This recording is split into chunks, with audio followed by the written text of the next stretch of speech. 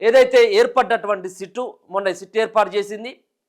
మొన్న సాయంత్రం కల్లా నిన్న సాయంత్రం కల్లా వాళ్ళు మొన్న సిట్ ఏర్పడితే అదే రోజు సాయంత్రం కల్లా నైట్ కల్లా వీళ్ళందరినీ కూడా పట్టుకురావడం జరిగింది. ముఖ్యంగా మహిళా ఐఏఎస్ అధికారిని పైన ఒక రకమైనటువంటి సంబంధాన్ని అంటగడుతూ కథనాలు ప్రచారమైనవి.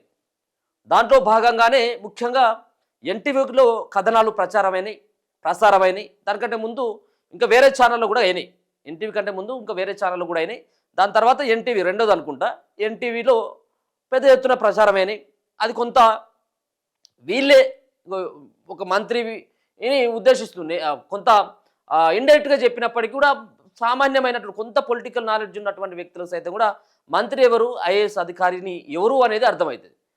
కాబట్టి వాళ్ళ యొక్క వ్యక్తిగతమైనటువంటి స్వేచ్ఛకు భంగం కలిగించేటువంటి విధంగా ఎలాంటి ఆధారాలు లేకుండా నేరుగా కథనాలు వేయడం ద్వారా వాళ్ళ ఫ్యామిలీలు ఉంటాయి, కుటుంబాలు ఉంటాయి. కాబట్టి ఒక ఐఏఎస్ అధికారిని పైన ఈ విధమైనటువంటి దుష్ప్రచారం సరిది కాదు. ఇది ఇట్లనే వదిలిపెట్టినట్టయితే రేపు ఇంకా చాలా వార్తలు వస్తాయి. కాబట్టి మేము ఆయనను అరెస్ట్ చేయాల్సిందే. వాటిపైన ఏవేవైతే ప్రసారాలు చేసినాయో ఆ యూట్యూబ్ ఛానళ్ళ పైన చర్యలు తీసుకొని ఈ ఛానళ్ళ పైన మెయిన్ స్క్రీన్ మీడియా అయినటువంటి ఎన్టీవీ పైన కూడా చర్యలు తీసుకుంటా అని చెప్పేసి జయేష్ రంజన్ ఐఏఎస్ అధికారి జయేష్ రంజన్ ఇచ్చినటువంటి ఫిర్యాదు మేరకు ఫిర్యాదు అందుకున్నటువంటి సిట్టు దీనిపైన ఇమ్మీడియట్గా ఎన్టీవీలో ఉన్నటువంటి ఆడియో డిస్కులని, ఎన్టీవీలో ఉన్నటువంటి కొన్ని కంప్యూటర్లను కూడా పోలీసులు స్వాధీనం చేసుకున్నట్టుగా తెలుస్తూ ఉన్నది.